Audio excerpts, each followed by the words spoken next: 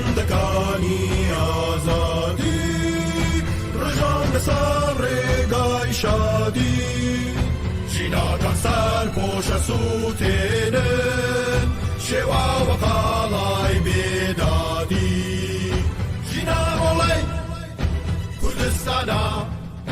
ژینا چرای گشتێرانە ئاوێنەی ژینهانای شۆڕش مەسا ژینای گشت جیهانە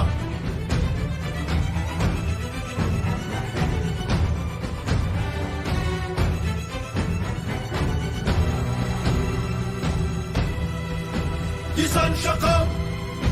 خۆشەوە بۆش کۆیژن ڕاوەستەوە بۆ یەکسانی شوڕای شادی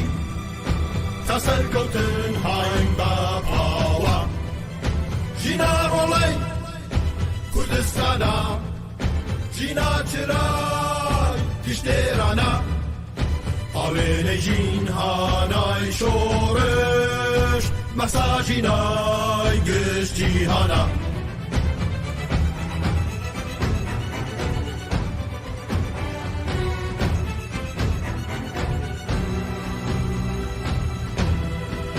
بەرەی ئێمە هەسۆی سوورە کارگاری دڵ بێ سنوورە ژنانی ڕاستە و لاستە تەمەل ڕزگاری و نورە هەوارەکەی ئیتر تەواو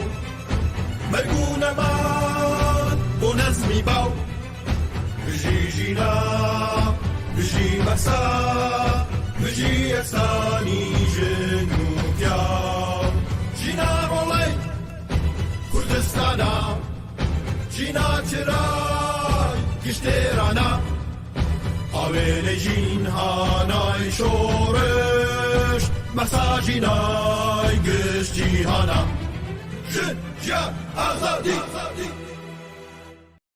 دایە سڵاو سڵاوی بەتین دایە سڵاو سڵاوی بەتین سڵاوی خەبا تووڕاپەڕین سڵاوی بەسۆ زوو ئاگرین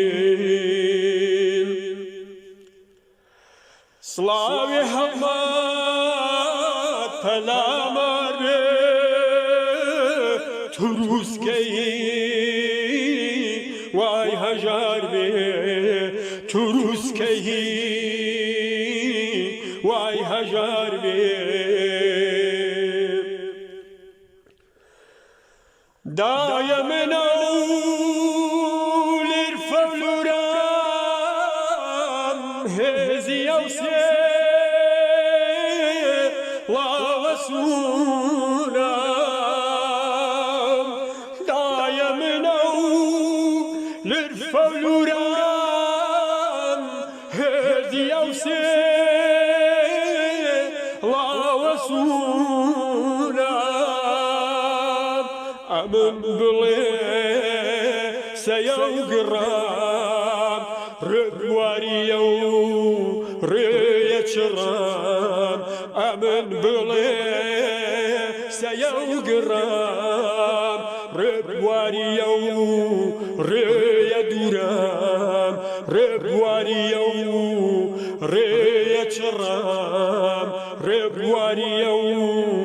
ڕێیە سوورام دایە سڵاو سڵاوی بەتین دایە سڵاو سڵاوی بەتین سڵاوی خەبا تووڕاپەڕین سڵاوی بەسۆ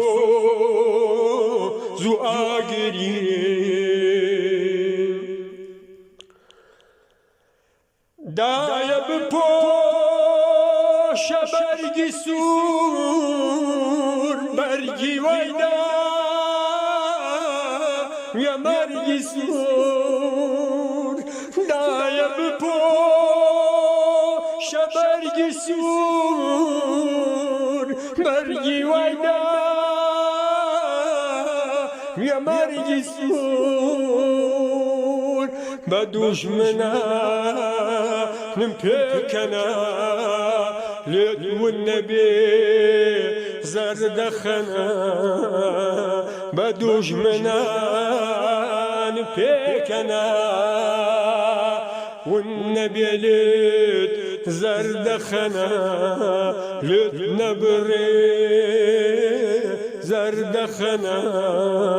دايا الصلاة صلاوي بتين دايا الصلاة صلاوي بتين صلاوي خبا ترافرين صلاوي بسو زواگرین حالم بدا با جانبازی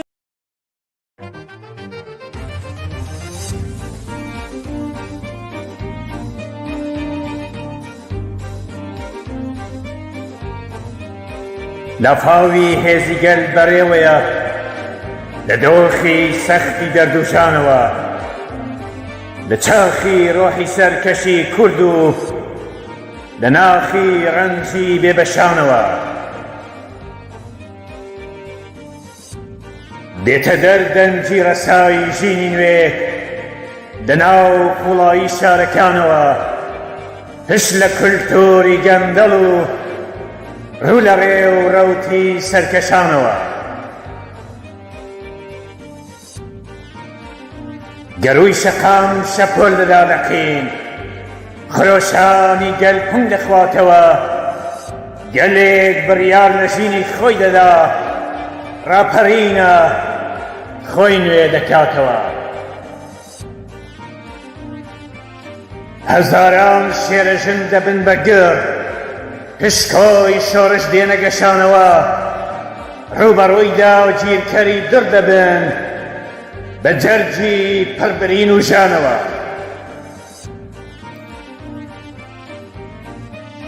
دەنجی ژنان دەچێتە ئاسمان شریخەی ڕەگباری گول لەدێ جەنجی گەل دێتە قۆناغی ژیانەوە شەقام خەڵتانی خوێنی خۆی دەبێت ئەمە دەرسی مێژوودە ئەی شەقام جەلادی ژین بە تەنیا ناکەوێ پشت بە پشتی یەک ببە ورە شۆڕش ورەی دەوێ تا سەرکەوێ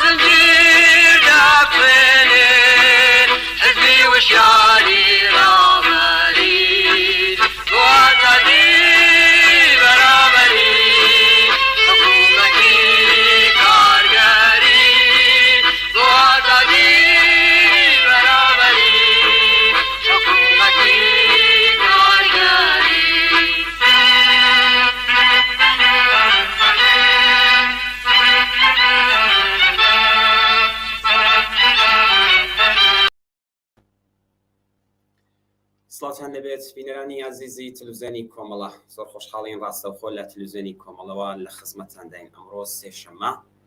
سێی گەڵا ڕێزانی 1401 هەتاوی بەرابەرە لەگەڵ 25 ئۆکتۆبری 2022 زاینی ڕاستەخۆ لە خزمەتتان داین بۆ ڕۆماڵکردنی راپۆرت و هەواڵەکان سەبارەت بە خۆپیشاندان و ناڕەزایەتیەکانی ئێستای ئێران. هەروەک ئاگادارن ئەمڕۆژ دیسان زانکۆکانی سەراسەری ئێران خۆرۆشە.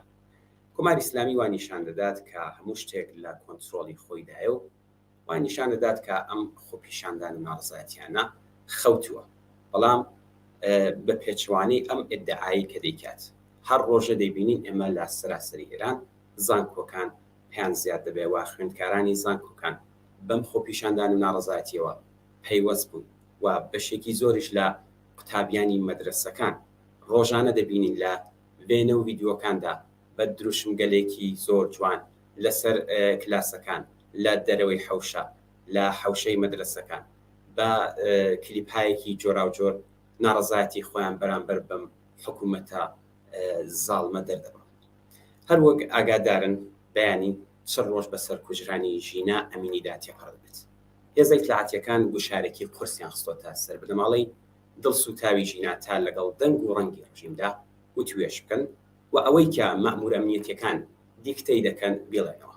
بنەماڵی بەڕێزی ژینا نەچوونەتە ژێر باری ئەو گوشارانەوە بەردەوام خوازیاری ڕوونبوونەوەی وردەکاری کوژرانی کچەکانن.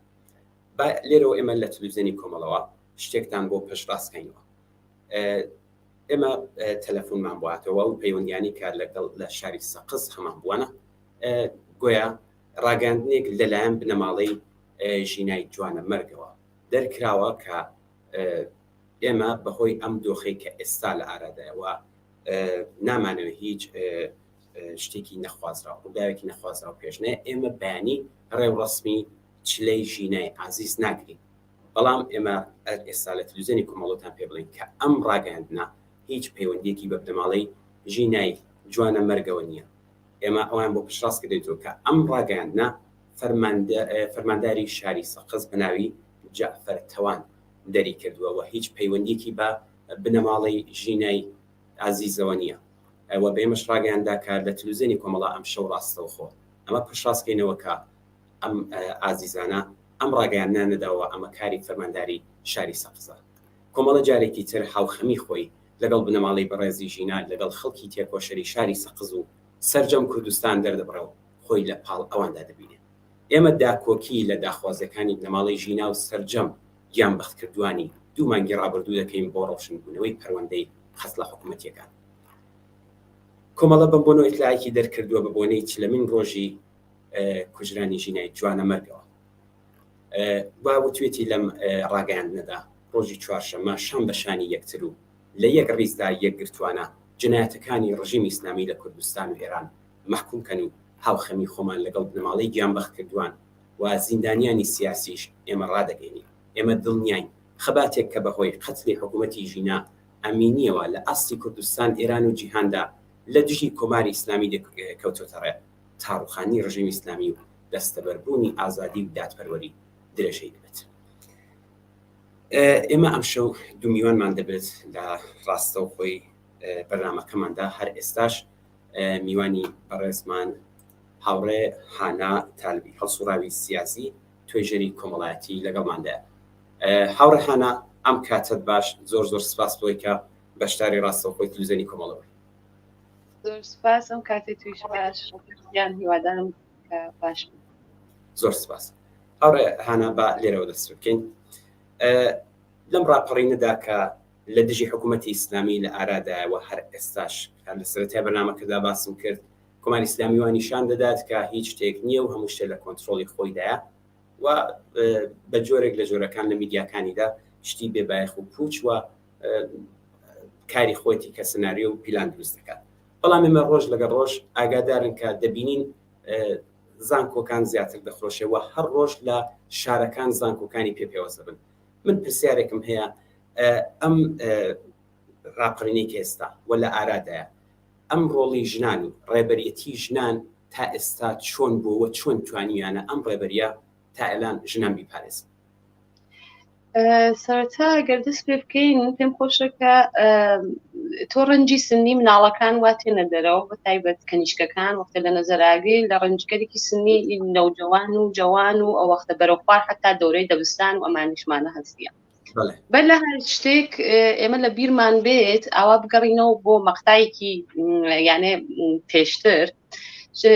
تەی 15-16 ساڵ نهایەتەن 20 ساڵ دقیقەن ڕێک ئەتوانم بێژم لە بێهزیستیەکانی ئوستانە متەفاوتەکانی ئێرانە ئوستانە جیاوازەکانی ئێرانە تەرحێک دریا بە ناو تەرحی فەرزەن سالاری کە خودی ڕژیم لەو کاتە هەر پێخۆش بوو کە خودی بێزیستیەکانی دابخە چون مخالفی ئەو تەرحە بوو ئەو تەرحە بەرمەبنای ئەوە هاتبوو کە تەجاوز بە مناڵان و ئاعتیاد فرۆ بوو گەسەوە کە مناڵەکان مەهارەتی نەوتن پیا بکەن ئەو تەرحە عامڵێک بوو بۆ ئەوەی کە تۆ نەسڵێک پەروەردە کرد یانە لە تەی ئەم دوودەها نەسڵێک پەروەردە بوو کە مەهارەتی نەوتنی پیا کرد و فرەترینی ئەمە تەئسیر گوزارێکی مستەقیمی لەسەر ژنان و کەنیشکان بەگشتی ئەو نەسڵیش کە ئەم نەسڵیە پەروەردە تەوزیحی دەدەن پێ دوانیە گۆڕانکاریەک لە کولتور و فەرەنگ و کۆمەڵایەتیەکدا لە ئارادا بوو بەیان گۆڕدرابێت ئەمە ناگەرێتەوە سەرەوە 100% تو وەختێک نەسڵێک پەروەردەکەی کە خودی ئەو نەسڵیش وا خەریکە ئەم نەسڵە پەروەردەکە نەسڵێکی بندەست بووگەوە نەسڵێک بووگە کە دابوونەریتەکان و ئاین هاتگە بەسەریا هەمیشە دەسەڵاتی بووگەوە تعریفی بۆی کردگەوە خۆی تعریفی نەدۆزیگەسەوە وەکو ژن بۆ خۆی هەمیشە ڕۆڵەکانی بەردەوام تعریفی کردگە لە وجودی ئەو ئەمە لێرە خۆی دۆزێتەوە و نەسڵی پەروەردەکە کە ئەو نەسڵە کامڵەن تێ بە شێوەیەکی ئەکتیڤ مەهارەتی نەوتن پیاکراوە هەنجارێکی تایبەت ئەشکنێت لە کۆمەلگای کوردیە لە واقع یعنی بەگشتی ئێران و تایبەتی کوردستان عەرزەکەم کە تو ئەمە وەختی بەرچاو ئەوینیت 100% مبارزەی ژنان دەست پێ ئەکا لەم نقطە و سەراغازی ئەو ئینهدامە یا ئەو بیگ بەنگە کە خاوەرمیانە لازمەکەیە لە کوردستان و لە ئایتیە و دەست پێەکە کە خۆی تۆ لە مەتنەکەیە ئەتوانی ئەنواعی مبارزاتی تریش بدۆزیتەوە کە بەشە ئازامەکەی ئەو جنبشی ژنانەسە. زۆر باشە هاوڕێهانە خۆتان شارەتان بە زۆر شت کرد دیارە زۆر ژنانی لاوان و گەنج بە شێوەیەکی بەرفراون هاتوونەتەرەوە پشتیوانیشیان لێ دەکرێت بەڵام ئەگەر بڵین وەکو بزوتنەوە وەکو بزوتنەوەیەکی گەورەی ژنان تا ئێستا بۆچی ڕوبەڕوو نەبووینێتەوە چی بکەین کە ئەم خوێندکاران و بڵین قوتابیان کە بەردەوام هەر ڕۆژ پێشیان زیاد دەبێت بەڵام ئێمە چی بکەین کە ڕوبەڕووی بزوتنەوەیەکی گەورەی ژنان ئەگەر گەرەکمان بێت بێئینسافی نەکەین واقعاً لە حەقی مبارزە و خەباتی ژنان لە کوردستانە کۆمەڵە وەکو خۆی لە سەردەمی خۆیان بە خانشێکی دروست ژنانی هاوردە ناو ڕێزی خەبات و ئەو وەختە جیاواز لە خەباتکردن بە هینی چەکداری ئەتوانین بێژین ڕۆڵێکی موافقی دا بە ژنان وەکو ژن تعریفێکی داپیان منتەها ئەمە ئیتر لە سەردەمی خەبات و ئەو وەختە بەرخۆدانێکا کە تەک ڕژیما بوویان لە کاتی خۆیان وردە کەمڕەنگەوە بووە هەرچەند کە لە ناو ڕێزەکانی کۆمەڵا هێشتا هەر موجودە منتەها منزورم لە گشتی کۆمەلگا هەست چون ئیتر دەستی شپڕیا لە کۆمەلگا وەلی بە خودی خۆتەرەوە ئیدامەی بوو لە ئنجیۆکانەوە فعالیەتەکانت ئەدی یعنی منزورمەوەسە پا بە پای ئەم ساڵگەلەکە ئەم ڕژیمی استثماری جمهوری ئیسلامی لەسەر کار بووگە ژنگەل تۆ بە ڕێژەی زیندانیە سیاسیەکانە و ڕێژەی زیندانی گەلێک کە هاتکن خلاصە خۆشێکیان کردگە بەردژی ئەو زەخت و فشارەوە بەسەریانەوە بووگە ناو ژیانی خۆیانە ئیسا ئێژن پیان ئێژن مفسد فی العرض یا هەر شتێک ئەوان مثاڵی ئان وەلی تۆ ئەتوانی بیدۆزیتەوە کە ئەمانە سەرهەڵدانێکیان بووگە وەلی ئیم ڕۆژە تۆ بە شێوەیەکی منسەجم لە شعاری ژنجیان ئازادیە ئەتوانی تواو تەبەقاتی ژن لە کۆمەلگا بێریتە سەر شەقام یعنی ئەوەی کە لە تەبەقەی بندەست و کرێکارە ئەوەی کە تەبەقەی مامناوەندی کۆمەلگاز ئەوەی کە ئەتوانین بژین سنەتیە ئیسلامیە یا هەر بە هەر شێوەیە کە خۆی تعریفەکە یا سەرمایەدارێکە ئەتوانی خۆی ناوم شعارا بدۆزێتەوە چون لە نقطەیەکە لە یەک خاڵا مشتەرەک نەمانە گشتیان نابەرابەریان دیگە و بەرتەری جنسێکی تریان بەسەر خۆیان دیگە و لە ناو ئەم ڕەفتاری ئیجتماعیە غەڵەتاوە بەرامبەریان کریاگەوە یاسا و ڕێساکانیش یارمەتیانی داگە و مێخێکی دا چەقاندگە بە ناحەقیق وا بەرامبەر بە ئەمانکریاگە ئەمانە گشتیان تێن منسەجم بێ ئەوەی کە خانشێکی کۆنەپەرستانەیان بێ یعنی نە بە شێوەی فەلەیی یان مەسئلە نە بە شێوەیەکی بێژین ناخانایشە یعنی بە شێوەیەکی ئاشکارا تەک کۆمەلگای خۆیان ارتباط بەرقەرارکە و ئەم کۆمەلگا تێرێتە خۆش و ئەم ئینفجارە گەورە ئەتوانێت بێژین لەو ڕۆژە شروع بوو کە ئەو کەنیشکە بەداخەوە ژینا ئەمینی گیانی بەخت کرد منتەها بوو بە نوقتە قووەتێک بۆ ئەوەی کە بتوانێت ئەمانە گشتی بەیەکۆ متەسلکە یعنی ئەو جیاوازی ئەو فمینیزمی مرکزە کە هەمیشە حاشیەی لە نەزەرە بە قۆڵی خۆیان حاشیەی من حەز ناکەم لەو مینیشە سپاکەم منتەها فمینیزمی مرکز بە تۆری عەمد ئەهات وە حاشیە خستە پەراوێزەوە یعنی ئەتنیکەکانی لە نەزەرە ناگرت وەلی خود بە خود ئەم مەسئلە عامڵێ بوو بۆ ئەوەی کە ئەمانە متەسلکە بەیەکەوە تۆ ئەوینی لەو ڕێکخراوە مناڵێکی کە ڕەهایی ئەزانێت و خوراکی ئازادی ناسیگە وە کەنیشکێکیشە و دوو بەرابەر و سێ بەرابەر چۆسیاگەسۆ لە ناو ئەو نظام و سیستمە تێتە سەر شەقام و هاوارە کات و بێ ئەوەی کە بترسێت و لە مقابڵی ئەو زلهێزە ئەبینی کە بە چۆکی داتێرێت و ئەو لە ترسا بەردەوام شانتاژی بۆ کات و بە ئەناوینی مختلف لە ناویشیان بوات و ئەنواعی سناریوهای نامەربوطیشیان بۆ دروستەکەوە لە باس هەم تۆ ئەم تەداوماوینی لە هینگەل مختلفە و جوانەکان فرەسر جالبیەکە وەسە کە ئەم ئینقلابە هاتکە بە جۆرێک بیگبەنگێکی دروست کردگە لە خودی خاوەرمیانە بەگشتی و بەڕاستی لە ناو ئێرانە کە تۆ ئەمینی ئەو نەسڵە کە نەسڵێکە کوڕنش نازانێ و بە شدت مقاومەت دەکات لە مقابڵی بێعداڵەتیە و نابەرابەری بە شێوەی دروست زانێت چون لە نەسڵێک لە دایک بووگە کە ئەم نەسڵە لە حاڵ شەڕا بووگە بەردەوام شەڕکردن بۆ زیینگمان شەڕکردن بۆ جلپۆشینی بەدڵخۆی شەڕکردن بۆ ئەزدواجێکی بەدڵخوات شەڕکردن بۆ خواردنێکی بەدڵخوات یانێ بەردەوام ئەم نەسڵە لە دژێر دەست نەسڵێکا گەورە بووگە شەڕی کردگە و ئەمە ئەوێتە بیگبەنگێکی گەورە کە ئێمە ئینتزارمان لێ بووگە. زۆر باشە هاوڕێهانە یەک پرسیار لێرەدا هەیە دیارە 43 ساڵ 44 ساڵە کۆمەلگای ئێران پڕ بۆ لە خەفەخان پڕ بۆ لە هەڵاواردنی ڕەگەزی چینایەتی بە تایبەت بۆ ژنان کۆمەلگەیەکی زۆر دژوار و سەخت بووە تۆ پێت وایە ڕای ئێوە دواکەوتووی و ئیسلامی توانێت بەر بە پێش ئەم بزوتنەوەی ژنان بگرێت خودی ئیسلام مسئلەی کە ئیسلامی سیاسی و ئیسلامی مەدەنی و تێتە ناو قانونی ئەساسی و یاسا و ڕێساکان و حکمەکات و شریعەت تێتەوەسەت مەسئلەیەکی ترە ئەزانی چۆن ئەوانەی کە ئیسلامیشن لە بەرەی مخالفینە قەرارەگرن بە نسبەتی ئەو ئیسلامەوە من و تۆ باسیەکەین کە ئیسلامی سیاسیەوە هاتکە ساڵ هەست بە خۆڵی معروف ئەو کۆمەلگا بە هەر شێوەیە کە هەست بکە ئاچەوسێتەوە لە واقعی ئەمرە ناخێر ناتوانێت تا تایمێک ئەیتوانی بە دابوونەریتەکان کە پیاک سالاری و باوک سالاریە کە پەرەیانەدا بە خودی ئەم ئیسلامە بە نەفعی ئەو خۆیان ئەیدانتوانی مسادرە بە مەتروبی بکەن بەڵێ تایمێک ئەم ئتفاقە ئەکەفت و تۆ ئەدی هەر قوربانی ئای بەردەوام وەلێ لە نوقتەیەکە کە نوقتەی عەتفی ئیسە من بێژم کۆمەلگای کوردی فرەتر بە خاترەوە لە کوردستانە بەگشتی تۆ NGOهایەکی متفاوت ئەبینی و بە نسبەتی زیندانی سیاسیەکانی کام لە کوردستانە هەست بە لە ئاماری خودی ئێرانە کە 54% زیندانی سیاسیان کوردن و 13% کە پێشتر 12.5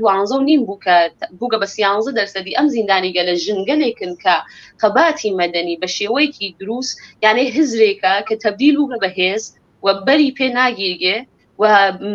تازە ئیتر بووگە بە خوراک یعنی خۆی تەولیدی محتەوای کردگە شتێک کە تەولیدی محتەوا بکات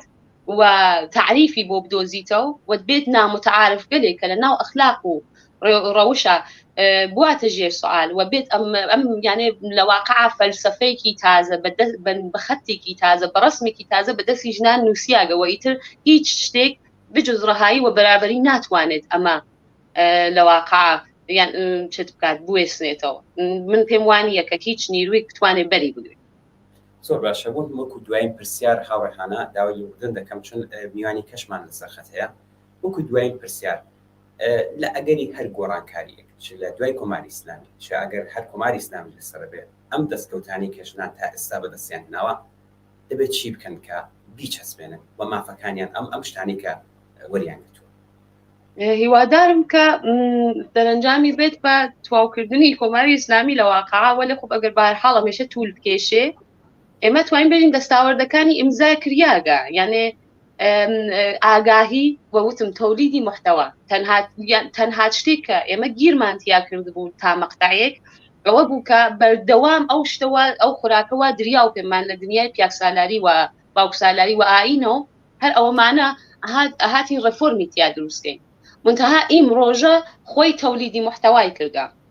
و ئەم تەولیدی محتەوا عامڵێکە بۆ ئەوەی کە تۆ مطمئن بی ئەم شۆڕش لە ناو شۆڕشا کە ژن دەسی پێکردگە لە واقعا لە شرایطکردی مختلفیشە ئەنجامی داگە ولی ئەم سەر هەڵدانە خۆی چۆن تەولیدی محتەوای کردە تەولیدی خوراکی کردگە بووگە بە خاوەنی ئەتیکەت و ئەکتێکی دروسی اجتماعی و سیاسی ئەنوێنێت و هیچ وەختێک پێم وانە بتوانی ئەم دەستاوەردەی تەولیدی محتەوا تەک هیچ شتێکترا چون ئەندیشە تەکیا دەرگیرە بێ منتاڵیتەی تەکیا دەرگیرە بۆ تعریفێکی دوارە لە ژن شکلی گرتگەوە تعریفی خودی ژن کە ون بوو وەکو ژن کە بەڕۆڵەکانی وەک دایک وەک کەنیشت وەک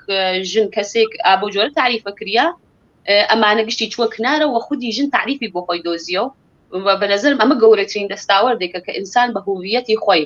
بگەیت و تعریفی بکە و تەولیدی خوراکی بۆ بکە تەولیدی محتەوای بۆ بکە ئەمە یەکێک لەو ئەسڵگەلەسە کە ئیتفاق دەفتەوە بە نەزەرم گەورەترین دەستاوەردێکە کە لە هەر ڕنسانسێکە لە ناو دنیا توانێت اتفاق بکە. بەڵێ زۆر سپاس هاوڕێ هاندالبی هەڵسوراوی سیاسی تۆژێری کۆمەڵاتی بۆی کە ڕاستەوخۆ بەشداری تلویزیۆنی کۆمەڵاتی سپاس بۆ بەشداریت زۆر سپاس. بەڵێ ئێستا هاوڕێکی بەڕێزمان هاوڕێ عەلی شەریفی هەڵسوراوی سیاسی لەگەڵماندایە. هاوڕێ عەلی ئەم کاتت باش سپاس بۆی کە بەشداری ڕاستەوخۆی تلویزیۆنی کۆمەڵە بووی. سلااو هاوڕێ میرم کاتدەڕم باش سلااو ڕێزمێ بۆ خۆتان و هاوکاران و بینەران بۆ میوان زۆر سپاس هاوڕێ عەلی. هاوڕێ عەلی با لێرەوە دەست پێ بکەین ئاگاداری بارودۆخی ئێستای ئێران هەی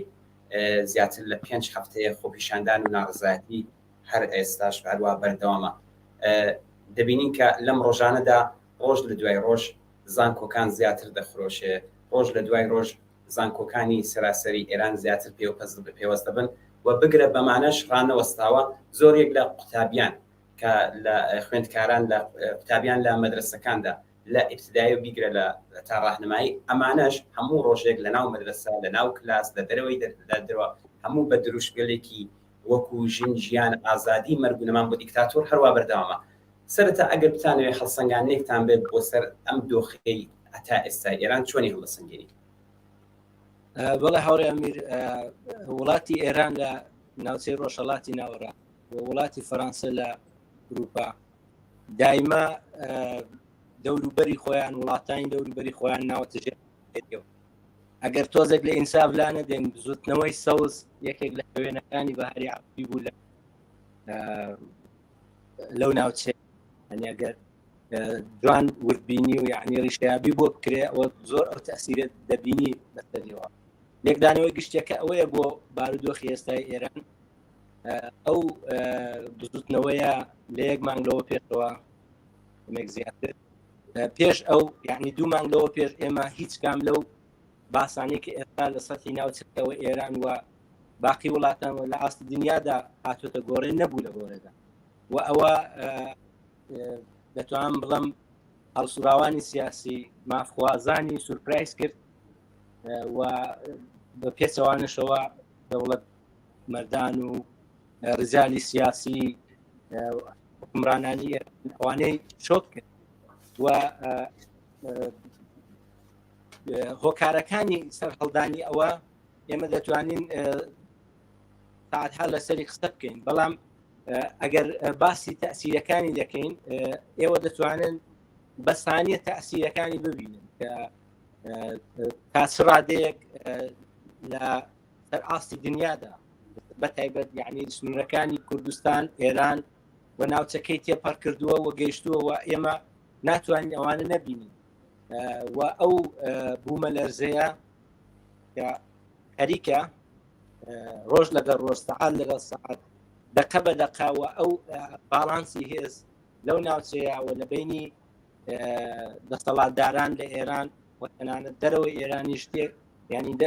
دەگۆڕێت و ئەوە بە تایبەتی لەبەرەوەی کە ڕاهبەرێکی نییە ئێستا ڕاهبەرێکی متەمەرکز و دیاریکراوی نییە کە بناسێتەوە یاخۆتا مەعاملەی لەگەڵ بکرێ سەودای لەگەڵ بکرێ سەرکوب بکرێ لەناو ببرێ و ئەوە زۆر کاری دژوار کردوێتەوە ئەگەر بە دیاریکراوی باسی تەسیرەکانی بکەین ئێمە هەم وەسیع و هەم شەدیدە بەڵام ئەوەی کە بەرەو چ مەسیرێک دەڕواوە دەتوانین قسەی لەسەر بەڵام تەسیراتەکەی لەسەر ئەوەی کە بە دروشمەکانیەوە بە خواستەکانیەوە دەناسێتەوە هەر بزوتنەوەیەک و ئەوە ئێستا ئەگەر نێوی قیامی لەسەردا بنین یا نێوی ڕاپەڕین یا نێوی تۆم بڵم حرەکەتێکی دیاری کراو ئێمە دەتوانین جوان وەک بزوتنەوەیەک چونگێ جوڵانەوەیەکی دروست کردووە و داخوازیەکانیشی دیارن بەڵام ئێمە ئێستا تۆزێک زیاتر یعنی چاوەڕوانیەکانمانی زۆر زیاتر بردوۆتە سەرێ لەسەر ئەوەی کە لە ئاوەیە گواوەتر بچێت بەرەو شۆڕش بچێت بەرەو گۆڕانکاریەکی ڕێشەی بچێ ئەوە پێویستیەکە کە لە ڕێخستنێکی زۆر سازماندراوە دەبێت نزیک بێکە ئێستا مەودایەکی لەگەڵەوە هەیە ئێمە دەتوانین ئەو پێناسەیە بۆ جارێ نەکەین. بەڵێ هاوڕێ عەلی ئێوە لە قسەکان تاوتان دیارە بڵێن وەکو ڕێبەریەکی تەواو کامل نییە ئەم بزوتنەوەیە زۆر کەس زۆر میوان هاتوونە تێرە بەڵێ بتوانە نەخێر ڕێبەری هەیە لە گەڕەکەکان لاوانی گەڕەکەکان بووە ڕێبەرایەتی خۆی هەیە بەڵام ئەگەر ئێمە وای دانێن ئەم بزوتنەوەیە تا ئێستا ئەگە بڵێن ڕێبەریەکی تەواو کەماڵی نەبێت تاکەی ناڕزایەتی دژ بە حکوومەت بەبێ ڕێبەری بەردەوام دەبێت. هەوڕێ ئەمیر ئەو حرەکەتە حتمما ڕێبەری هەیە سازماندراوی یعنی سازماندەیەکی زۆر مرکزینیەکە ئێمە چاوەڕوانی شۆڕشی لێکرا ئەو حرەکەتانە یعنی ناکرێ لانی کەم لە کوردستان ڕێخستنێکی زۆر بەهێزی وەک حیزبەکانی لە کوردستان تایبەتمەندی خۆی هەیە بڵێ لە کوردستان و لە دەرەوەی کوردستانیشدا یعنی حسابکە ئێمە 2 هەفتە پێش ئەوە لە شاری مەریوان ئەو ژنەوە لە ترسی تەعەڕوزێکە پێی کرا ئەو شتە ئەو ئیتفاقە ڕوویدا ئەوە حرەکەتێکی وەڕێخست بەڵام بەو ئەندازەیە وەسیع نەبوو وەکو مەرگی ژینا لە هاران ئەو کاردانەوەی بە دواوە خۆی داهێنەوە دەتوانین بڵێن چەخماخی ئەو شتەی لێدا کە ئێستا دەیبینی تێبینەکەم ئەوەیە کە ئێمە ناتوانین سازماندەهیەکی زۆر مرکزی وەڕێکخراو بۆ چاوەڕوانی شۆڕش یا گۆڕانکاریەکی ڕیشەیی یا هەر گۆڕانکاریەک یعنی یا ساختکردنی جمهوری ئیسلامی لە دەسەڵات یعنی ناتوانین ئەو چاوەڕوانیی لێ بکەین لەنا حتمما لە هەر حرەکەتێکدا چ مانگرتن چ تەحەسون چ خۆپیشاندان کە ئەو هەمووە ئیبتکارێک کە بە خەرز دەدرێت بەشێکی زۆری ئیبتکار و بەشێکی زۆری حتمما ڕێخستن دەبێتە بەڵام مەبەستمەوە ئەو لە ئاستی ئەو چاوەڕوانیە کە ئێمە بەڵێ هاوڕێ عەلی بوونی بەهێزی ژنان کە بڵێن پێشنگایەتی ئەم شۆڕشەشیان تا ئێستا واسۆ گرتووە بوونی ژنان وە بوونی بەربڵاوی قوتابیان و خوێندکاران لەم خۆپیشاندان و ناڕزایەتیانە هەتا ئێستای ئێران دژی کۆماری ئیسلامی چەندە گرینگە و کۆماری ئیسلامیش بە بوونی ئەو 2000 ترس و خۆف کەوتوتە گیانی چەندە گرینگە و نیشانەکەی چییە؟ هەوڕێ ئەمیر با تۆزە گشتی باسی بکەین دەوڵەتی ئێران و ڕژیمی ئێران لە لایەکدا خەڵکی ئێرانیش لە لایەکدانێت و ئۆپۆزیسیۆن و ئۆپۆزیسیۆن یعنی لە پۆزیسیۆنی ئەو دەسەڵاتەدا نییە یعنی لە دەرەوە و دیاسپۆرا و هەمان یعنی خەڵکانی تاراوگەی ئێران دیاسپۆرای ئێران لە بەرچاو بگرین ڕژیمی جمهوری ئیسلامی کاری زۆر بۆ سەخت بۆتەوە لەبەرەوەی کە ئەو بەردەوام خۆی وەک حکوومەتێکی مەشروع نیشان دەدا وەکو دەسەڵاتێک کە یعنی هەموو ئۆرگانەکانی هەڵبژاردنە و ئینتساب لە گۆڕێدانی و تەنانەت هاتە سەرکارەکەشی بۆ فریوکاری کە ناوی ڕێفراندۆمە ئەوە دەیهەوێ بەوە لەلایەکەوە ئەو بحرانێکی هەیە بەنێوی مەشروع ئەو مەشروعەتی لەسەر خیابان کەنسل بووەتەوە لەلایەن خەڵکەوە بە چەندین مەرحەلەوە ئەوە بە ئاشکرا ئێستا دەیبینین یعنی ئەوە وهاتە شەنەی کردووە کە ینی بەڕاحەتی و بە ئاسانی ناتوانین نێوی اختشاشگەری لە بۆ ئەلقابەی کە جمهوری ئیسلامی ئەسن ئەوەیە کەوتم جمهوری ئیسلامی و دەسەڵاتدارانی شۆک کرد کە ناتوانێنەوە چنێوێکی لەسەردا ولا سەردەمێکی زۆر ناخۆشیشدا بۆ دەسەڵاتداران ئەو پێکاتۆیژەوەیەکە لە سەردەمی دەسەڵاتدارەتی ڕئیسی کە ئوسولگەرایەکە دەتوانین بڵێن دەرسەدێکی زۆر کەم لە خودیەکانی ڕژیمیشە بۆ ئەوە هاتە سەرکار کە سات سەودا لەگەڵ لەسەر مەسە پرۆژەی ئەتۆمی و لەسەر ڕێکەوتن لەگەڵ غەرب و ئەوانەدا بکە لەسەر دەستی بەرەی ئوسولگەرای نزیک لە بیتی ڕەهبەری بیکە و ئێستا ئەو داواکاریان لەسەر جادێ زۆر ینی ئاواتی دەخواست کە پێش دەسەڵاتدارێتی ڕئیسی بێ لە دەورەی ڕۆحانیدا چونەوە ئیمکانی سازشی لاعقل لەسەر جادەیەدا سەتای ئیجتیماعی ئێراندا هەبوو و لە وەخت خراپ وەختێکدا گیری کردو جمهوری ئیسلامی بە تایبەتی بەو ئەندازەیە کە وتەبێژەکانی دەوڵەتی ئێستاوە بەسانی ئێمە دەتوانین ئەخبارەکەی تاقیب بکەین سوکایەتی پێ دەکرێت و ئەسلی یعنی بنەما ئەساسیەکان زۆر ئاسان سوکایەتی پێ دەکرێت و لەو لاشەوە خەڵک بە ئەسلحەی فقط دووربینی مۆبایلەکانی خۆیان هاتوون ئەو تەبلیغاتە لە سەحێکی زۆر وەسیعدا کوچەڵ دەکەن ئەوە کارێکی کردووە کە نیرۆکانی ڕژیم بەتاری ریزش بن یعنی لە نێو خۆیاندا ئەو مقاومەتەی کە لە سەتی ئەگە بڵێن شدەتی سەرکوبیشی زۆر بۆ ینی ناوەتە خوارێ ئەگەر چی لەبەر ئەوەی کە زۆر وەسیعە زۆر وەسیعە زۆر بۆ شارەکانی تەنیوەتەوە ناتوانێت تەمەرکوزی سەرکوب بخات سەر شوێنێ و ئەگەر لە هەر جێگایەکیشدا ینی تەنا بۆ تەنای بردووە کە دەستگیری زۆر کە خەڵک زۆر دەستگیر کرد بەخاتیوەکە هەر شتێک قیمەتی خۆی هەیە بۆ ڕژیم یعنی ئەگەر خۆپیشاندەرێک لەسەر جادە بکوژێ قیمەتی زۆر گرانترە تا لە زینداندا بیکوژەوە چاک دەزانێت و لە شارە چکۆلەکان و گەورەکاندا زۆر لەبەر ئەوە ئێستا بینە سەر وەڵامی پرسیارەکە دەوەی کە دەبینێت هەر بەشی فعالی خۆپیشاندەرانیشی کە بەشێکی زۆری بە ئیسلاحی خۆی گرتووە کۆنتڕۆلی کردووە بەڵام لەولاوە دانیشتوو دانش ئامۆز کە ئەوانە ئەسەن ناتوانێت نێوی اختشاشگەری لەسەردانێ و ئەوە زۆر کاری بۆ زەحمەت کردوێتەوە ینی لە وەختێکی زۆر نامناسبدا تەواوی ئاحادی ئەو کۆمەلگایە هاتوونەتە سەرخەت جاتی دەکەن و باڵانسی هێزیان بە قازانجی خەڵک ڕۆژ بەگەر ڕۆژ حرەکەت لە دوای حرەکەت گۆڕیوە و ئەوە دەتوانم بڵم حاڵێکی مثبەتە بۆ بەرەی خەڵک و بۆیە دەڵم ئەو ترس و خۆفە ڕژیم قەت لە دانیشتوو بۆ ڕادێ ئێستا ناتوانێت چون ئەوە سەربا زۆر لەو کێشە و مشکلاتەیە کە ئێستا داوێنی گرت لە ئاستی کۆمەلگای ئێران لە ئاستی ناوسەکە و لە ئاستی نێو دەوڵەتیشدا و ئەوە چۆن بڵم ینی تەئثیری حرەکەتێکی دانیشتووی ئێستا لە حەدی حرەکەتێکی سنفیشدا بێ ینی باستابێکی زۆر وەسیع ینی بۆیە جمهوری ئیسلامی وەکو دەسەڵاتێکی دیکتاتۆر و تۆتالیتێر هەر حرەکەتێک ینی هەر ریزشێک ئێستا زۆر بەگران بێت بۆ چاک دەزان لەبەر ئەوەیە کە باڵانسی هێزەکە بەردەوام لە بەژەوەندی ئەو دانیە بۆیەشە لە حرەکەتێکی ماخوازانە ئازادی خوازانە دەتوانێت زۆر بەراحەتی لەرزە بخاتە گیان و دڵی و سەرکوتگەریەوە هاوڕێ عەلی ئێمە دەبینین لە ڕیزی خوارەوەی بڵێن دەسەڵاتدارانی سەربەخۆی ئیسلامی لە ڕیزی خوارەوەی درز و کلێن و شکاف کەوتۆتە نێویان ئا چاوەڕوانیەوە دەکرێت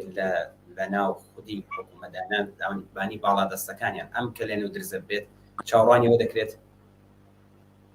ببوورە ئەو کلێن و درزە بگرن نانا ئەوەی کە زیاتر بێ ئەو دیارە لە ڕزی خوارەوەی شکاف کەوتۆتە نێویان بڵێ ناکۆکی کەوتۆتە بێن لە بڵین لە سەر و دەسەڵاتی خوانەوە ئەوەی لە حکوومەتی مەرکەزیدان ئەم شکافە ئەم کلێنەش لە نێو خۆیاندا چاوەڕوان دەکرێت؟ هەورە ئەمیر ئەو شتێک کە ئێستا یعنی لەسەر خیابانەکان لەسەر جادەکان لە کەڕەکەکان لە شارەکانی ئێران ڕوودەدا بە دڵی نەدەسەڵاتدارانی ئێران دەسەڵاتداران و جلهێزەکانی دەرەوەی ئێرانە لەبەرەوە ئەوەی کە ئەوان بتوانن سەودا بکەن کۆنتترۆلی بکەن پاشەکشەی پێ بکەن بەستگی بەوە هەیە ئەوان بتوانن وەزعەکە بێنەوە ژێر کۆنتترۆلی خۆیان بە ئیسلاح ئەو بەر پێش بەو ڕیزشتە بگرن یا ئەو ڕەواڵی عادیە بەرقەرارکەنەوە ئیمکانی ئەویان هەیە ئەوان ئەگەر بە هەر ڕادەیەکیش بێت چون ئەو حرەکەتە ئەمە کوتمان سازماندەیەکی زۆر بەهێزی بڵین بۆ زۆر گەورەتری لە پشت نییە لەبەر ئەوە ئەوان ئەگە بتوانن بۆ دەورەیەکیش تەنانەت تا ڕادەیە کۆنتترۆلی بکەن ئەوان چ لە ڕووی ئۆتۆریتەوە چ لە ڕووی هێژمۆنیەوە ناگەڕێنەوە دڵنیاییەوە ئەوە ڕووناداتەوە بۆ کۆماری ئیسلامی ئەو زۆر زۆر باش دەزان ئەو زەربەیە کە خواردوویەتی شاید ئێغراق نەکەم لەوەدا ساڵ هاتوو لە کێشێکە ئەگەر ینی بە شرایەتی عادیشی توانێت بە شرایەتی دوو مانگەوە پێشی ساڵا توول لە کێشتێ ئەوە زۆر زۆر ینی توانای دەوڵەتی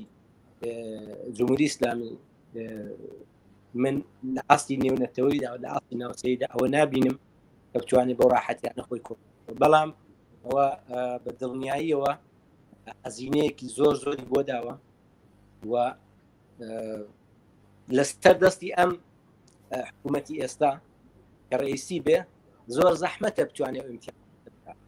يعني اگر کار بگاتە جێگایەکی باریکتر احتمالیەوە زۆر ئەوێکە حکوومەتی نظامیەکی لەسەر دەستی سپای پاسداران بەرقەرار بکاتەوە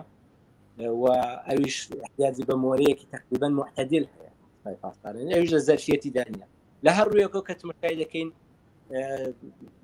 شکور ئەوڕۆ لە سەطحی ئێراندا لە سەطحی فعالیندا ئەوەندە با بڵێن کەسی شارەزا و بیرتیش هەیە کە ڕاحەت دەتوان ئەوەت پێ بڵێت کە زۆر بە ئاسانی نییە و زۆر زۆر سەختە لەو لاشەوە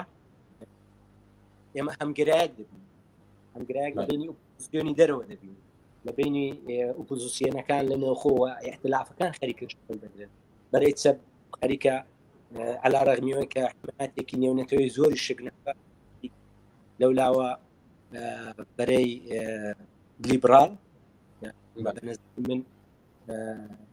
ئەم حمایەتی نێونەتەوەیان لە پشتە هەمیش لە ڕووی ئەوەی کە دەتوانن مەقبولیەتێکی طبقاتی میانی و تەنانەت خواروش بەدەستبێنن شانسیان زۆر زیاتر مەبەستمەوەیە ئەو هەمگەرایی دروست کرد و ئێمە بە چاو دەبینین ئەوە تا خۆپیشاندانەکانی بێرلین بۆ وانکۆڤێر و تەواوی وڵاتان تا ئێستا هیچ ئۆپۆزیسیۆنێک نەیتوانی ئەو مارشە عەزیمە لە دەرەوەی وڵات و ئەوە ئێمە ڕاحەت دەتوانین ارتباطی کە ناوە لەگەڵ دەرەوە پیدا کردووە ئەثەرێکی متخەلف لەسەرێکیان و یەکتر تەقویەت دەکەن و تەنانەت ناوەش بۆ حرەکەتە عەزیمە عەلا ڕەغمی ئەو هەموو قەتی ئینتێرنێتە و ئەو هەموو پەیوەندیە دەیانەوێ مەسەلەن دیکەن بەڵام لە ڕێگای تەلەڤیزیۆنەکانەوە واڵی خۆی لە ڕێگای ئەو پێشکەنانەوە ئەخبارێک کە پێویستە بەدەستی دێنێت و ئەوە فقط دەتوانێت کونت کاتەوە بەڕێی من ئاسار و تەبعاتی زۆر زۆر باشی هەبووە ئەگەر بە کورتی بڵم کۆنتترۆلکردنەکەی زۆر زۆر بۆناغدا هەوڕە عەلی ئاماژتان کرد خۆتان کە دیارە ئەم بارودۆخەی ئێستای ئێران هاودڵی و هاوپشتێکی زۆر باشی چ لە ناوە و چ لە دەرەوەی وڵات بگرە لەگەڵ ئۆپۆزیسیۆنەکانیش کە جۆرێک بۆ خۆت باسی کرد دیارە هاودڵی و هاوڕێزیەکی باش هەیە پێتان وایە ئەم ناڕەزایەتیە دژی حکوومەتی ئیسلامی جگە لە دەنگی ئۆپۆزیسیۆن و ڕۆماڵی هەواڵی نێودەوڵەتی بەڕای ئێوە پێویستی بە چ فاکتەرێک دیکە ئەو حرەکەتە گەت مەشاکی هاوڕێیاری لەو سەرەتایانەوە ینی بۆ خۆی بە دوای ڕێبەر بە دوای سازمان دەردا دەکات بۆ حرەکەتەکە نەبوو یعنی تەنانەت لە کەسێکی وەکو عەلی کەریمی ئینتزاری ڕاهبەری دەکرا بۆ بەشێکی زۆر من باسی دەرەوەی کوردستان دەکەم ئەگەر باسی ئۆپۆزیسیۆن دەکەین لە کوردستان بۆ معنانێک کە ئۆپۆزیسیۆن نفوذی نییە بەڵام ساڵح ئەو توانای کۆنتترۆلی مەیدانی و تاثیرگوزاری مەیدانی بەو ڕادەیە کە واوەتر چێ لە سنوورەکانی کوردستان نییە بەڵام جالب لەوەدایە جمهوری ئیسلامی لەو مەرحلەیەدا لە سەرکوب نەتیجەی عەکس زۆر دەکرێت پەنای هێناوە بە دەسیسە پەنای هێناوە با بڵێن ئەوەی کە نێوی دەنێن مازراجووی مازراجووی لە زاهیدان کردووە لە کوردستانەوە تا دەبینین کردوێتی لە دەرەوەی سنوورەکانی کوردستان ئەوە تا لە نێو زیندانی ئێویندا و لە ئازەربایجان لە سنوورەکانی ئازەربایجان ژیانی بە کوردیەکەی دەڵێن بە دوای شەڕ تا دەگەڕێت توانێت ئەو وەزعە تا ڕادەیەک لە ناوخۆی ینی حاشیەی کاتەوە بەڵام هەر موفق نابێ تا ڕادەیەکی زۆریش هەوڵی داوە وڵامی پرسیارەکەتان لێردایە کە سلیبریەتیەکان دەستەبەندی بکە وە سلیبریەتیەکانی نزیک لە خۆی هەر تەشخیصی ئەوەشدا دووساری شتبا بوو بەشێکی زۆر لەو بیلبۆردەی کە هەڵیان ینی تەواوی نەتیجەی عەکسی وەرگرتەوە کە ئێستا بە ئەوی شەر وتم شۆک بووە هەر ینی کارهایشی تقریبا دەستپاچە دەکارێت بۆ ئەوەی کە بتوانێت وەزعەکە لەباری زێن و لەباری ئەوە کۆنتترۆل بکە لە هەر ڕوویەکەوە مثلا زیندانی ئێوێن ئاگر دەدا بە هەر بەهانەیەکدا دەبین ینی بە ئەو نمایشی ماشێنانە بەڕاستی ماشێکی عەزیم بوو کە ترسی دڵیانی تەواوی خەبەرگوزاریەکان لەبەرەوە دەڵم حتا هات سلیبریتیەکان بەگشت خەڵک بەرێ ڕادیکال بەرێ چەر بە نەزەری من دەبێ ئەوە بڵێ ینی لە بەدنێوکردنی سلیبریتیە مەحبوبەکانی نێو خەڵکی لەوێ ڕێبای نەکرد لێرەدا بەرێ ڕادیکال بە نەزەری مەسەن سلیبریتیەکان دەڵەوە بە پولی خەڵک بە بودجێ خەڵک گەیشتون بەو مەرحەلەیە ئێستا دەبینێ عەلەیهی خەڵکەکە و منافعی خەڵکەکە و منافعی ملی هەریکن ئیقدام دەکەن لە حاڵێکدا بەرێ ڕادیکال دەبێت بڵێ سلیبریتیەکان بەشێکی زۆری لە بەشی هونەردا یا بازیگەر بوون یا بازیکون بوون بازیکونی فوتبال بوون ئایا سلیبریتیەکان وەختی لە باشگایە کاریان کردووە لە باشگایەکدا بازیان کردووە سوودی نجومی ئەو باشگایانە بۆ چۆچووە یا ئەو لەو فیلمانەدا کە ئێکران کراون سوودی نجومی ئەوانە بۆ چه ئۆرگانێکی دەوڵەتی و زیر مەزمەعی دەوڵەتی چووە و ئەوانە نەخشی ئەوانە کە ئەوانە هیچ کامیشان ئەو بە شێوەی سیستماتیک ڕشتیان نەکردووە یا کەسێکی وەکو گۆلشیفتەی فەرهانی مەحسوولی بنەماڵەیەکی دەتوانم بڵم ئازادی خوازە کە دێت لە بازم یاشت دەبێت مەجبورە مهاجرەت کا بۆ دەرەوە بەڵام لەوێ هەر حمایەت دەکاوە دەتوانێت تا ڕادەیەکی زۆر تاثیر دانێت لەبەر ئەوە دەڵم ناتوانێت سلیبریتیەکان خۆی بە خاوەنی سلیبریتیەکان بزانێ و خەڵک بەگشت سلیبریتیە محبوبەکانی خۆشیدا بکات لەوەدا دقیقاً ینی هەر دێت و تووشی شکست دەبێت مەبەستمەوەیە بازم ئەو حرەکەتە ئەو جنبشە کە تبدیل بۆ بە جنبشێک بە شعارەکانیەوە دەناسێتەوە بە خواستەکانیدا هەر کەسە و دێت بە جۆرێک زندگی ئازادی داخوا ئەوە پێشتر شعاری ئێمە بوو نەکاتە ئەو شعارە ئەگەی تۆ بوو لەو کاتەدا بۆ جوابی وەرنەگرت بۆ عمومی نەبووە ینی خۆت مەکە یا هەر کەسە و بە جۆرێک دێ خۆی بکا بە خاوەنی ئەو حرەکەتە بەڵام ئەو حرەکەتە هەر ئەو نیشانەی گەورەترین زەعفێتی کە ئەوی ژەوەیە کە نەیتوانی ینی ئەلبەتە ئینتزارێکی زۆریشە لێمان نەیتوانێت بۆ سرعەتدا و ناشتوانێت شاید نەتوانێت شاید ماوەیەکی پێ بچێ باشتر بۆ نەگەوەی کە لە بار ببرێ یا تعەلولێک بکرێت بۆی کە بە زوویی خۆی بە داواکاریەکانیەوە چونکە حرەکەتەکانی پێشڕەوی کردووە و پێشڕەوی حرەکەتەکانی دەبێت بە یەک دەرەجە لە تەشەکل منجەر بێت بە یەک دەرەجە لە شت وەکو سەنگەرێک وا دەبێت کە تۆ لەو سەنگەرەی تر پاشتر پێ ناکەیت لێرەدا ئەو گەورەترین نقطەزە بە نەزەری من وە لە یەک سوورەتیشدا ئەوەش غەڵەبە دەکات بەسەر ئەو نقطە زەعفەی ئەویژەوەیە کە ئیدامە پیدا بکات ئیدامە کاریشی لە گرەوی ئەوەدایە کە ئەشکالی متەنەوعی احتراس تەلفیق کە بە تەرکیب کە ئەوە هەم بۆ جۆرێک کە دەبینین جمهوری ئیسلامی لەسەر کوبی ئەو اعتراضاتەدا یا لە بەحث بردننیدا بەیەک ڕەوژ ینی متەوەسل نەبووە هەر سەرکوبی نەگرتوتە پێش مازرا دویشی کردووە تحقیقی ئەفکاری عمومیشی کردووە لە بەرنامەکاندا لە تەبلیغدا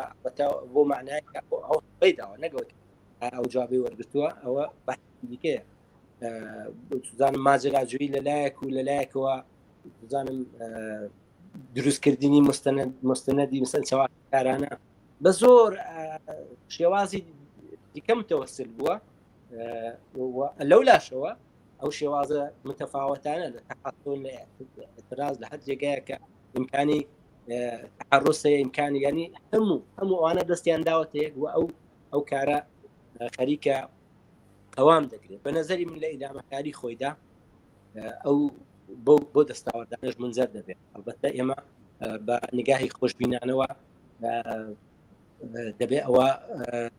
پەرهیزکەینەوە و تەوسیە بکەین کە هەر کەس لە حەق خۆیەوە ئەنجامی وەزیفە بکە لە هەر جێگایەکەیە لە هەر موقعیەتێکی کۆمەڵایەتی کە هەیە حتا ئەگەر لە دەرەوەی وڵاتە لە ناوە لە هەر جێگایە بە احترازی بە هونەری بە گۆرانی بە نەقاشی بەێکە ئێمە ئەوە دەبین ئەوەیە ئیدامە پێدا بە نەزەری من لە ئیدامەکاریدا ئارادەیەکی زۆر توانێتی دەستکەوتەکانی خۆشی بەڵێ کاگعلی بەهۆی بەڕێستان لە دەرەوەی وڵاتن یەک پرسیاری ترم هەیە دیارە خۆشتان باستان کرد کە گەورەترین خۆپیشاندانێک کە لە مێژوودا بێوێنە بووە ڕۆژی شەمە بوو کە لە بەرلین بەڕێوەچوو ئەم ئاکسیۆنانە تا ئێستا بەردەوام بووە کاردانەوەکانی ئەم وڵاتانی ڕۆژاوایی تا ئێستا ڕای ئێوە چۆن بووەوە هەڵوێستی بیرڕای گشتی چۆنتان بینیوایەوە ئەلبەت گوتم ئەو حرەکەتەی کە لە وڵاتانی وەکو ئەڵمان و کانادا لە شارەکانی وە بۆ ڤانکوڤەر کە تەمەرکزی ئێرانیەکان ئێمە دەبینین کە ئەوە جارێک باسم کرد کە لەژێر تەئسیری ئەو حرەکەتە عەزمەیەکە لەناو لەو هەماهەنگیەکی لە پێشدا تەدارک بۆ دیتووی ئەحزابی ئۆپۆزیسیۆن یا جەریاناتی ئۆپۆزیسیۆن لە دەروی وڵات بەڵام ئەوە یا پێش ئەوەش بۆ تەجەموع لەبەر سفارەتەکان و پەرلەمانەکان و دادگاکانی بینالمللی لەلایەنە لە سوێد لە زۆر جێگای دیکە ئەوانە ئارادەیەک چون بیرڕای گشتی لە ئوروپا تحت تەئسیری ڕسانەکان لیدە ڕسانەی جەمعی ئەزوم لە ڕۆژنامە و وردە ئەو بەحثە هاتە نێو ڕسانەکانەوە ئێمە لە کۆلەترین ئۆرگانەکان نێو شار و ئەوانەشدا لێرە دەیبینین کە خەڵکی بە هەر جۆرێک بۆ بەرەوە ئێران سەرنجی ڕاکێت ئەوە بۆ ئەفکاری عمومی ئێرە و لەو لاشەوە ئێرانیەکان لە تاراوگە دیاسپۆرای ئێرانی ئەو کاردانەوەی کە ئەو تەجەموعە گەورانەش بە دوای ئەودا ئەو باسم کرد پێشەوە بۆ ئەو تەجەموعە گەورانە بە دوای ئەودا کە ئەوە توانیوێتی خۆجێلکردنی هەندێک لە ڕسانەکان یا ئەلبەتە گەورە ڕسانەکان ئەوە تاڕادەیەک ینی بەسەری دابسەکەن ئێنعکاسی ئەویان و ئەوە ئێمە دەبینین بەڵام یەک شتی جالبیش ژەوەیە کە ئەو ئۆپۆزیسیۆنێک کە کەمێک دوورترن رابقەی پەیوەندیان لەگەڵ ناوە کەمێک پەیوەندیەکی تعلقیە نە پەیوەندیەکی واقعی ئێمە دەبینین لەنێو ئەو خۆپیشاندانەدا ملەلی جۆرا و جۆر یا توزان کەمایەتیەکان یا زۆر میل و تەمایلی جۆرا و جۆری کۆمەڵایەتی سیاسی ئەوانە لێک مەجبورن نزیک جاری وایە ئەوە بەرایەندی ئەوانە بە نظری من بەرایەندی ئەوانە کە دەبینین عەلا ڕەغمیەوەی کە لەوانەیە سەڵتەنەت تەڵەب بەشێکی ئەولا بە تەزیەتە لە بوو ئەوانە ببینێ وەڵام بەگشتی بەرایەندی هەمووی ئەوانە وەختێک دەبینی جەهەتێکی باشی دڵخۆشکەر نیشت ڕفێقەکان هەمیشە باسییان کردووە کە بۆ بوونەوە و تەزاهورات و تەحەسن و ئیعتاب مەدرسەن وەک مەدرسە هێندێکی لێ فێر دەبی بەڕاستی ئەمروزەی زۆری هەیە بۆ هێزە سیاسەکان دەبینین کە دقیقاً ئەو شتە بە عینی لێرەدا دیارە دەبینی کە توانیوێتی ئەو نزیک بوونەوەیە نە لە خۆ حەزفکردن و خۆپاکردنەوە یەک دەست بوون لە لەحازی ئەوەی کە خواستە گشتیەکان خەریکن یەکتر دەنا و خەریکن جەهەتێک دیاری دەکەن و ئەوە زۆر زۆر دڵخۆشکەرە بۆ لە سەرکردایەتی ئەو جەریان و ئەو حیزبانەشدا دقیقاً خۆی نیشان دەداوە ئێمە لە داهاتوو داوەش دەبینین و ئەو با بڵێن ئەمە خودی ئەمە بۆتەوەی کە وەختێک تۆ دەبینی بەختیاریەک لە لای کوردێک و لە لای گیلەکێک و لە لای هەم جەریانات دیکە بەیەک لیباس و بە زۆر لە پەنایە قەرار دەگرن اتفاقاً جمهوری ئیسلامی لەو لایەوە ئەوە دەیەوێت وەک خۆڵ کات داوی خەڵک بڵێ ئاهەندەی دوای هەر گۆڕانکاریەک لە ئێران ئەوە وەکو پەیامێکی ناخۆش دەدا بە خەڵکە احتیمالی لەبەرە ناوەوە با بڵێن تووشی جەنگی داخلی بێت جەنگی داخلی داوای لێبوردن دەکەم چون یەک دقیقە کاتمان لە بەرنامەکەدا ئەگەر دەکرێت وەکو مەترسیەک مەترەحی دەکا بۆی کە جەنگی داخلی ڕوودەدا دوای هەشتە بووە بەو جۆرە خەڵک کۆنترۆ بتوانێت کۆنترۆ ئەوە کارادەیەکی زۆر با بڵێن ینی ئەوە بۆ بڵێن دوودانە سەفاراییەکە سەفارایەک لە هەردوو لاوە ئەو نمایشە تقریبان ئەو لا نمایشێکی قودرەتی واقعی نیشانداوە لەو لایەشەوە ئەوان هەریکن وەکو مەترسیەک بۆ دوا ڕۆژی هەر گۆڕانکاریەک مەترە ئەوە نظری من زۆر زۆر سپاس هاوڕێ عەلی شەریفی هەسوراوی سیاسی بۆی کە بەشداری ڕاستەوخۆی تلڤیزیۆنی کۆمەڵەوەی زۆر سپاس و بەشداری بڵێ بینەرانی ئازیز هەروەک لە سەرەتای بەرنامەکەدا باسی کرد گۆیا ئێمە پێیان ڕاگەاندوین کە لە شاری سەقز ڕاگەاندنێکیان دەرکردووەکە لەو ڕاگەاندنەدا بە ناوی بنەماڵەی ژینای ئازیزەوە ڕاگەاندنێک دەرکراوە کە گۆیا بەیانی هیچ مەراسمێک ناگیرە بەهۆی ئەم دۆخی کە ئێستا هەیە بەهۆیەوەی کە هیچ ڕووداوێکی نەخوازرا و ڕۆبدات ئێمە هیچ ڕێوڕسمێک ناگرین بەڵام ئێمە هەر لێرە لە تلڤیزیۆنی کۆمەڵەوە پێتان ڕابگەینی کە ئێمە بەهۆی و تەلەفۆنانی کە لە شاری سەقزەوە کردومانە ئەم خبەرە ئێستا کە بڵێن ئەمە هیچ واقعەتێکی نییە و ئەمە فەرمانداری شاری سەقز بە ناوی جعفەر تەوان ئەم ڕاگەاندنەی داوە و کۆمەڵەش ڕاگەاندنێکی دەرکردو بۆ بەیانی کە ڕۆژی چوارشەممە شام بەشانی یەکتر و لە یەک ڕیزدا یەکگرتوانە جنایەتەکانی ڕژیم ئیسلامی لە کوردستان و ئێران محکوم دەکەین و هاوخەمی خۆمان لەگەڵ بنەماڵەی گیانبەختکردوان و زیندیانی سیاسی ڕادەگەێنین ئێمە دڵنیاین خەباتێک کە بەهۆی قەتلی حکوومەتی ژینا ئەمینیەوە لە ئاستی کوردستان و ئێران و جیهاندا لە دژی حکوومەتی ئیسلامی کەوتۆتە ڕێ تا ڕوخانی ڕژیمی ئیسلامی دەستەبەردبوونی ئازادی و دادپەروەری درێژەی دەبێت سپاس بۆ ئەوەی کە تا ئێستا لەگەڵمان بوون هەر شاد و بەختەوەر بن و سەرکەوتوو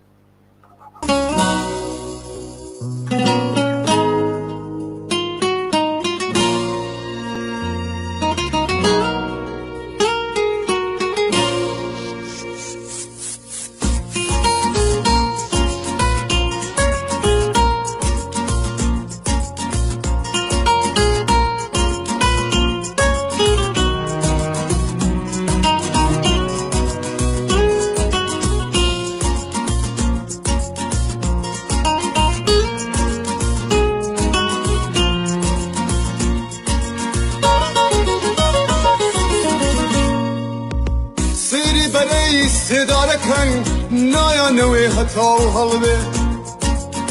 لە دارستانی ئاوێنە کۆتری ئاشتی ئەخرە بگرێ